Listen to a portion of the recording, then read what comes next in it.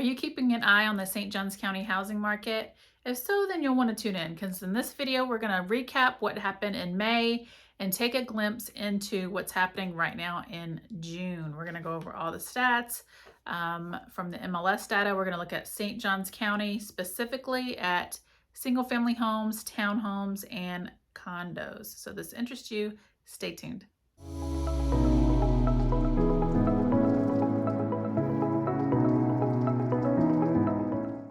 All right, welcome. My name is Melissa Anderson. I am with eXp Realty. I am your St. Johns County realtor.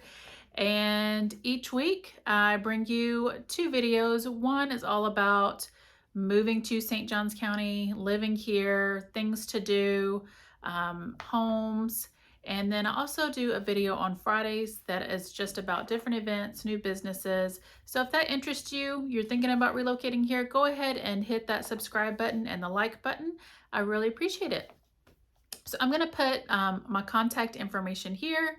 It's also going to be in the description below. So at any time, if you have any questions, you need help finding your new home in St. Johns County, be sure to reach out, call, text, email.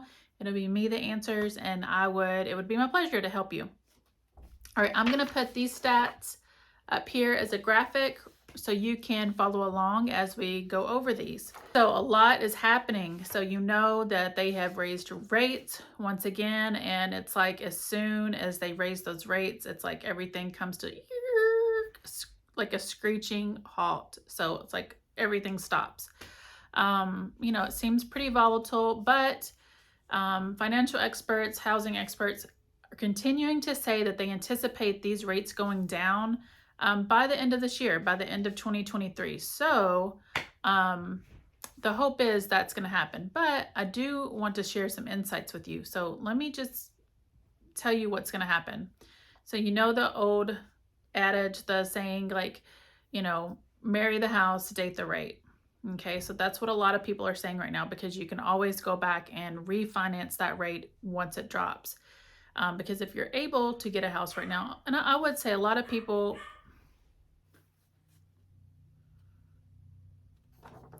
all right, so we do have a lot of people moving to this area from more expensive states, say California, New York, New Jersey. They sell their home and they typically pay cash down here for their Florida home. They can get something, you know, basically the same size. It's almost half the price. So that's kind of working out for them. But those who are financing, one thing to think about is it is going to be an absolute madhouse. Once those rates drop, we're going to kind of see what we saw in 2020, 2021, where it was just a mad grab, especially because listings are still relatively low. So we're going to have more buyers than we are going to have sellers. And, you know, you remember, like, multiple offers over ask price. You're going to basically be overpaying for the home if, you know, potentially by waiting. So just wanted to put that out there. Of course, I mean, it's it has to make sense for you financially. I mean, I can just kind of give you an overview of whatever, you know, what we're thinking is going to happen. So regardless, let's kind of go over these stats. So I'm kind of going to look over these notes because, you know, I did not memorize all these numbers. So median sales price for May of 2023 in St. Johns County was about $515,000. Again, this is across single family, townhome, and condos. All right, this was up about 3.1% compared to April. All right, we did 680 closed sales. That was up 18.5%. Days on market. So that has dropped a little bit. 37 days, that dropped by about 2.6. However, I think we're going to see higher days on market after we complete the month of June, just because we saw those rates increase and then it kind of came to a standstill again. All right, list price received, that stayed the same for the month of May, comparing it to the month of April at 97.8%.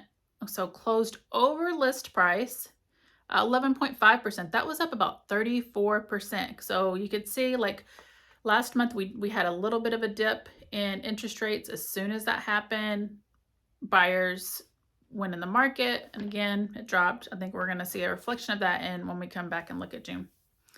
So let's skip down. New pending, 701. That was up 6.2%. New listings. So that's great. We need more homes on the market. That was up 12.3%. And then active inventory, again, that was up just a little bit. Month supply went down. And I would say, so new listings on the market, this is still a great time to sell. We need more inventory, especially if this is summertime. We still have people moving to this area that are looking to get situated and in place before school starts in August. So if you've been thinking about listing, you're watching this video, it's still a relatively good time. One thing to keep in mind though is that days on market, just know, hey, it may be, this is 37 days, maybe it's 37, maybe it's 45, maybe it's 50 days on market before your home closes, but it's still a good time. So we all know those days on market times are still great. We cannot compare everything to, 2020, 2021. And also, now I want to give you a real life example of what it means what happens when you price your home right to sell. This is a real life example. It's happening right now, like in my market. And I love to, like I said, I'm looking at the hot sheets every day. I'm looking at what's for sale in the market because that's my job as a real estate agent. And regardless if I'm helping people buy or I'm helping people list their homes, it's important that your agent has this data so they can help you price your home accordingly, especially if you have a timeline, if you're wanting to get your home sold. So let's go over this. 2 homes, same street, 2 doors down from each other. The first home is 4 beds, 3 baths, 3,045 square feet. There is no fence in the back, but it does back up to the water. Absolutely gorgeous home. Both were built by Cornerstone, semi-custom. Gorgeous. Okay. They listed that home for $975. Immediately I'm thinking, okay. And so I know why they probably did that, because there were a couple of homes that sold for close to that or a little bit over $1 million. However, there were big differences, like the other homes had pools. The back was a little bit more private. So immediately I'm thinking, okay, that is a bit overpriced. About maybe about 3 weeks later, a home 2 doors down went on the market. That home is 4 beds, 4 baths, again, Cornerstone builder, semi-custom, absolutely gorgeous finishes throughout. 3,428 square feet, so almost 400 square feet more. They priced the home at $950. Okay, which home do you think sold first? Okay, the home that just went on the market, it was under contract in 9 days, priced at $950, which is a great price. Who knows? They could have, I'm waiting to see if they received multiple offers, because I feel like maybe they could have gotten a little bit more than that. But the other home, it's been on the market now 35 days. So again, they listed it out the gate at $975. It's been on the market 35 days. And guess what? As soon as they saw that house was under contract at $950, they dropped their price to $945. Okay. So they really should have priced that right out of the gate, because now your home's sitting on the market longer. You've just had to do a price drop. So yeah, so those are just some things, a little bit of some frustrations, I think, for all real estate agents when it comes to pricing the home. I mean, it is what it is. But let me know what questions you have about the housing market, any specific area, any specific neighborhood. I can pull stats just for that neighborhood if you wanted to see what the average price is, how long they're staying on market. And I also have free software if you wanted to see how much your home is worth. Let me know in the description. I can send you that link. You plug in your address and it sends you the information. It's super detailed. It gives you all kinds of information and data about your home. And then once you're in there, it will send you a monthly digest. It's really helpful. I have it set up for myself as well. And then we'll see how June looks. Like I said, I think that we're going to see a little bit higher days on market. I think as far as closed sales, I think those are going to go down a little bit just because we had that little bit of an increase.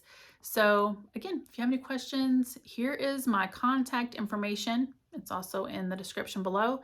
And again, if you have any questions, call, text, email, or comment below, and I would be happy to help you. All right, guys, until next time, thanks for watching.